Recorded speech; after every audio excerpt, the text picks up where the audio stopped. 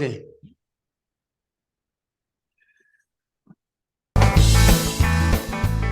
Stay tuned, everybody, because it's time for the Playin on Music Row podcast with your host, Fran. Heard each week on this station. And now, here's Fran. Well, welcome, everyone. Today, we're pleased to have songwriter-artist John Michael Ferrari playing on Music Row with us today. Thank you, John, for taking the time to speak with us. Thank you for having us here on Music Row. It's good. I like that. Yeah. Well, you are actually an award-winning artist. I know you received a lot of awards. Can you give us, our audience, a little bit of an idea of what some of the awards are that you've received? I'm going to bring Pepper in on this. Pepper. Okay. Bring a chair. Bring a chair right over here. Bring a chair. We're going to share this. Yeah, She this keeps way track- she can brag about you. Yeah, she keeps track of the awards. Hi, Fran. Nice to see you. Yes, well, I've been producing John's music for over 30 years. And during that time, he has, well, let's see, Singer-Songwriter of the Year by the Producers' Choice Honors. He won, he was awarded Crossover Artist of the Year by the New Music Awards. He was Top Performer of the Year by the Easy Way Gala magazine. He was, let me see. Anyway, just a few. No, there are more. There are more. This is our cat. Paint, get down off the table. Our cat please. hasn't won any awards yet. No, get down. Careful. Oh, Sorry. And so lots of them. He was also singer-songwriter. He had a AAA album of the year for his album, Be the Smile on Your Face, from the Las Vegas Music Awards. And so it's been quite, the National Music Foundation just named him, I don't remember. It wasn't Singer-Songwriter of the Year, it was Outstanding Male Artist of the Year. I guess that's almost the same. So yeah, he's been very blessed to receive a lot of accolades, awards, and great reviews on his music. Thanks for asking. Yeah. Well, I'd say when people hear his music, they'll understand why. John Michael, who were some of the people maybe that influenced you right at the beginning of when you were younger or something like that? Did you have an interest in music then? I had an interest in music from, I think it began around 7 or 8 years old, 7 or 8. And of course, at that time, Elvis was popular. And I think that he was an influence on everybody. And that's when I got my first guitar and I started learning how to play guitar. And I listened to Ricky Nelson and Fabian and all those guys and just followed the footsteps. You know who Fabian is? I mean, like Yeah. Hound Dog Man? Yeah, there you go. You got it. Yeah, Hound Dog Man. Oh my God, you're aging me. Well, now you mentioned something, Elvis and Ricky Nelson, but are there other artists or writers that have influenced you? Well, I at the time when I was playing music, I wasn't really thinking about writing at that point. Even though I did write lyrics in my mind at that age, I just didn't think about that. That's what I was doing. I think it all changed when the Beatles became popular because they started writing their own music. It was a whole different aspect of music because up until that time, artists really didn't write their own music. Elvis didn't write his songs. A lot of the groups, Perry Como and all these, Dean Martin, they didn't write their songs, and all the people who were popular back then. But when the Beatles started writing their songs and being creative, that sparked an interest, like not only me, but I think the whole music industry, the people who were playing in bands. And then when that happened, then you had James Taylor and Jim Croce and all these people who were songwriters, Harry Chapin. That became the thing. So I became a little more interested in writing songs back then, right about that time. Okay. Mrs., you have a song you released which is called Music With You. And we're going to actually play the video on that. Can you give us a little bit of a background on that song? Well, the song actually talks about the story about one day driving in my car on the way to a gig, and the song one of my songs, "So Beautiful," came on the radio, and it just reminded me of a particular person who was. Did we lose? Who was in my life at that time? And then when I got to the gig, I started singing, my songs, and I was really thankful that I had the opportunity to come and sing in front of people. And that's kind of what the song is all about. Driving in my car, being at the gig and singing about everybody who was there and, sharing the night. And that I wrote a song about that. Okay, now we know where it came from. So now we're going to listen to music with you from John Michael Ferrari.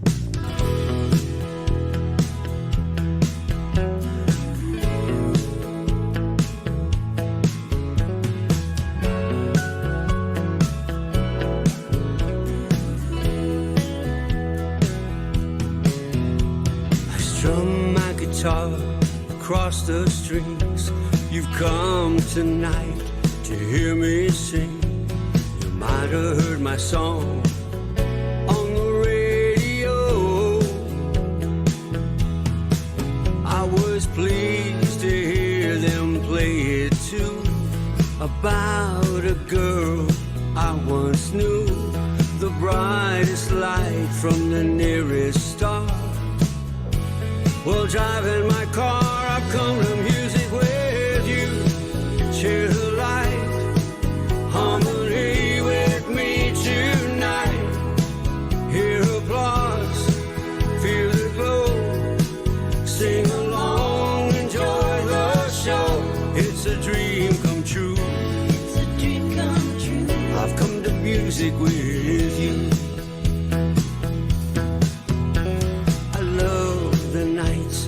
Treasure in, we open our hearts and love comes in. A stranger is kind, don't it blow your mind? Oh, the promises we never make, all the ones our heart most like to take. The brightest light from the nearest star. That's what you are. I've come to music with you. Share the light, harmony with me tonight. Hear applause, feel the glow. Sing along, enjoy the show.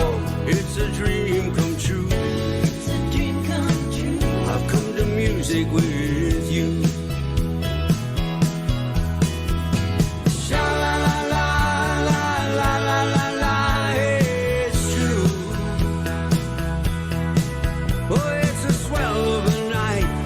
Saturday night, the place is packed.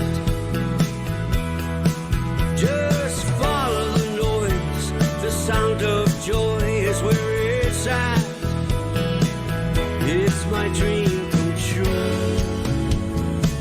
I want the music with you.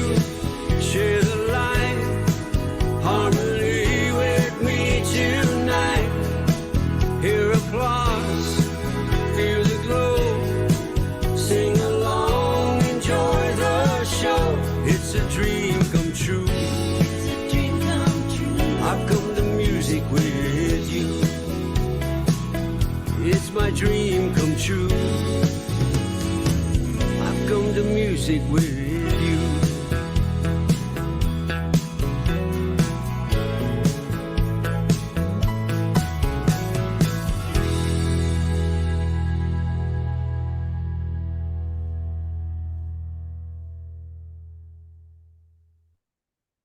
We want to make sure we hear every last second of the song.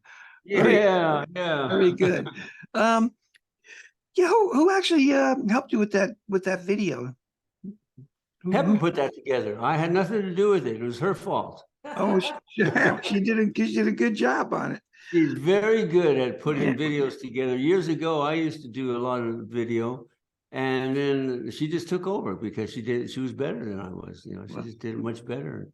It takes a lot of work being an independent artist.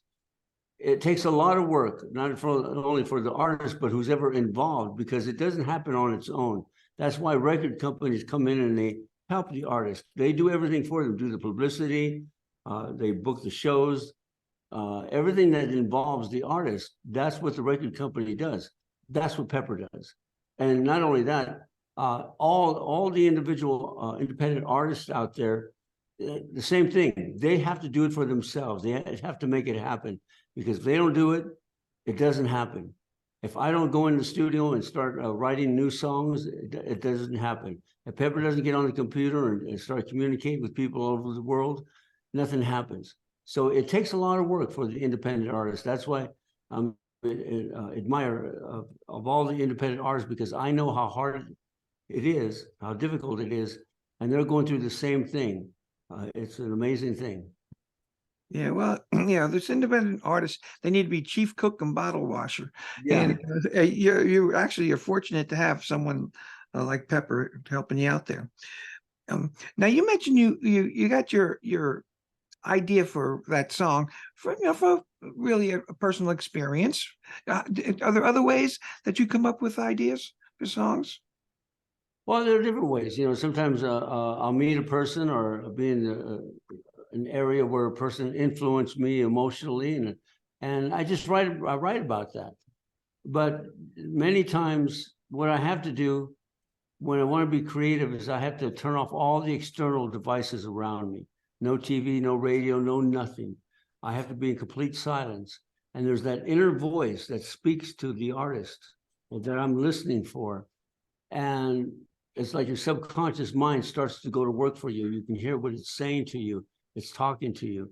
And all the ideas that you've given it and asked the questions, how should this verse go, or what should I do? Those answers start to come to you. And that's, for me, that's what I have to do, is turn off all those external devices so I can experience that. Okay. Okay. Yeah. You get to live it then. Okay. How would you describe your sound? Well, it's kind of a retro sound from the 60s and 70s and 80s. I love that kind of music. It's music different back then than it is today. It was oriented by arrangements. You had David Foster and Burt Bacharach and all these great composers, Quincy Jones, making these arrangements for these artists. There were elaborate arrangements. Chord structures were more complex. And you had a larger variety of sound and melodies that you would get from those songs. They were high production with string lines, orchestras, and things like that. And I was influenced by that. So today's music, I kind of lean in that direction, but I make it relevant to what today's sound is, because many of the songs today can be boiled down to one or two chords mostly. In those songs back then, you have 7, 8 chords, different changes, modulations, and it was more complex. But that's what I do. Okay, I understand. Now you have a song that's titled "My Heart Can't Breathe," and we're going to play that as well. Can you give us a little bit of a background to that song as well? Yeah, Pepper and I were just talking about that the other day. About 5 years ago today, we were getting ready to go to Paris. And Pepper was doing a talk at the Eiffel Tower. She was asked to come there and be a keynote speaker. And we were asked to go. And I said, oh, I'd like to go. And also bring along a friend of ours who was at that time in our lives, a little girl that was very precious to us. And years later went on when, this little girl was no longer in our life, and she'd grown up. And I saw a picture of her. Pepper brought me a picture of her and I in Paris. And it just broke my heart that this little girl was no longer in our lives. And I just felt that instant, my heart couldn't breathe. I just felt my heart couldn't breathe. And that's where the inspiration came for this song, was from that little girl who was in our lives, but wasn't there anymore. Okay, well, let's listen to "My Heart Can't Breathe" by John Michael Ferrari.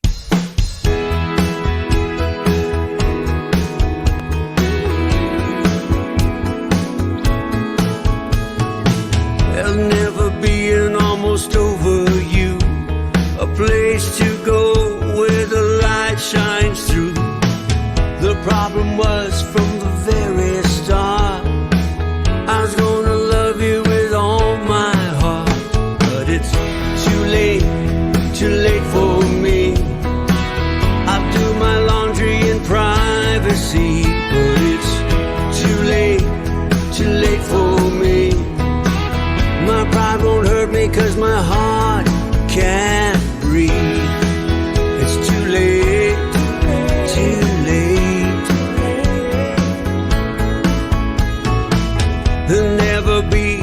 a set of words.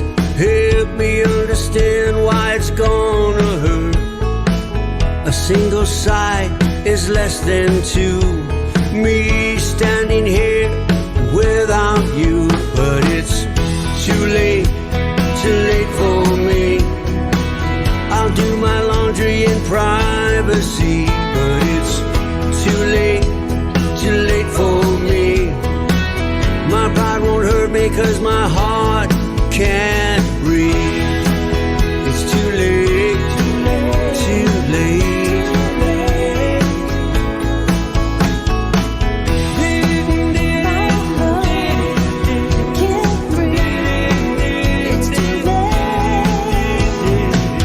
I saw your picture in a photograph. I was there when you made me laugh, but it's too late for me. You should have warned me of your strategy. It's too late, too late.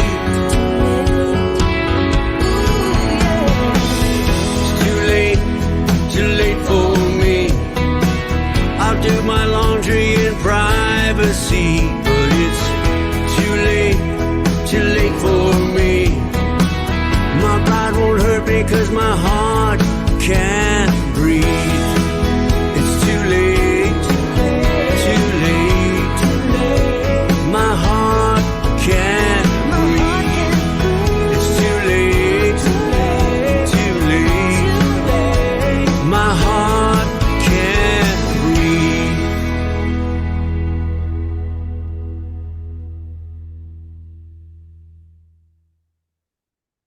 Cool. That's cool. Maybe this next question may actually be for Pepper. I don't know, but do you have any other people helping you with promotion and getting your music to radio stations like ours or anything? Pepper does it all. You know, a few years ago, when we started off on this journey, we were told, you know, we should hire a radio promoter. What they call, was that what they called them? Yes. And they're very expensive. But you know, when you do this, you have to invest money out there.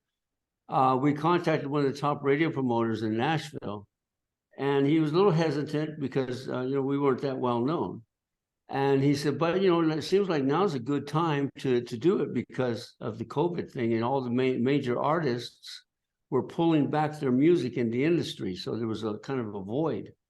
And he said, well, let's give it a try. You know, if you can get on one chart, you know, it might jumpstart this whole thing. And we gave him one song, and within a few weeks, I think a few weeks, we hit a chart. And we were shocked, he was shocked. It was a good song, so called So Beautiful. It was about that little girl I was just talking about that went with us in Paris. It's funny, you played two songs that involved that little girl in our lives. But we were at the bottom of the chart, the very bottom of the chart, 98. And I think Taylor Swift was #1, Ed Sheeran was #2, and I forget who was. Adele was up there. Just to be on the chart was amazing. We were ecstatic. We were excited that we were on the chart with all these people. Even though we were at the bottom, I figured that was good enough for me. And each week we started climbing the chart. And I don't know, what did we get to? So it was exactly like that. We were ecstatic to be at the very, very bottom of this chart. And So Beautiful went up to #2. Yeah. Went up to Wow. #2 on 1, 2, 3, 4, 5 different charts, I think. And then in the top 10 and several others, because he's on charts in the United States and in Europe, and in some charts also in Australia. So it was pretty remarkable. At one point, he was #2 to Adele for 6 weeks, but not on this song, to another song. So it's been quite a journey. But, you know, that was a big thing for us, because getting a radio promoter, you know, that's usually what the major artists do. And we took that chance, and had we not done that, that would not have jumpstart my career like that. So now if I give to a potential chart placement or potential DJ, his name is more recognizable because we used the radio promoter way back when. And so that helped out. Very pricey, but And the radio promoter is not for everybody because, you know, we had a goal. You have to know what your end result is going to be. We wanted to get on the radio, and there's a thing called radio format. And that's what you write in. You write in a radio format, and the radio companies will pick up those songs that they feel that has a chance to be out there in the public, in the world. So if you don't write in that format, then it doesn't really do you good to hire a radio promoter because your songs aren't going to make it. and that being said, you know, what he says format, he means like the structure such as, you know, verse, pre-chorus, chorus, that type of thing, and where Yes. things are and how long the song is and different things. But I'll tell you, you know, they say man plans and God laughs. On his Be the Smile on Your Face album, he has a song that's 6.5 minutes long. It's called Peggy Sue's. It's a story song. Yeah, that won't And when work. I sent DJs in Australia this CD, one of them really liked Peggy Sue's and started playing it and using 2 song slots for the radio. Oh, yeah, And then that's, it went to Ken, went to Sydney. It was all over the place. And he actually hit the charts with a 6 minutes and 32 second song. That was insane, but that's not usually what happens. I think Taylor Swift has a 10-minute song now. Oh, well, that's Taylor Swift. You know. She can do anything. She can come out in a paper bag and be fabulous. Yeah. well, didn't you you're tell like us a that- Bob Dylan. You're like Bob Dylan writing those long songs. Yeah, yeah. Well, you never know. You know, you write songs that are radio format, and then you write any other song that you want to just give your audience, your listeners, something extra to listen to. Like an album song. Yeah, an album song. Sure, album cut. Sure. Well, let me just, will you be touring or performing in support of your releases, your new release? Well, he just came off a Nashville tour where he performed in 7 different locations. It was fabulous. It just great audiences, really nice response. He's doing your show today, and then we're headed off Friday to do. He's doing a show in Orange County, California, Laguna Hills. That's where it is. And so he's got things. Please visit johnmichaelferrari.com and click on the tour. It's like johnmichaelferrari.com/tour, TOUR. And that'll always tell you what's he's got up his sleeve as far as performances. Okay, well, actually, that was kind of like the question is how the audience can find out more about you. But on that website, do they have access to how to get your music or preview more music or anything? Right. So it has links to all music platforms, and his music is everywhere. Spotify, Reverb Nation, he's #1 in his area in Reverb Nation, SoundCloud, iTunes, Apple Music.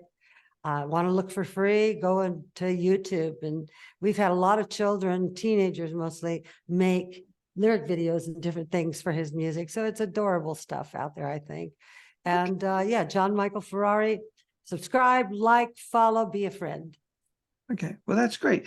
Let me see. I've asked you a lot of questions. Is there anything that maybe I haven't asked you that you'd want to tell the listening audience? Well, if you have a song and you want to get out there, do it. Give it a try. You know, I think many people sit at home and they write wonderful songs, and it sits there. You got to take action. You got to do something with it.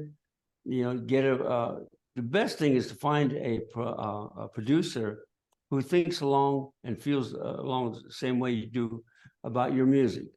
Somebody like that, somebody who has a little knowledge would help in the business, a good producer, and record your song. You never know where it's going to go and how it's going to turn out.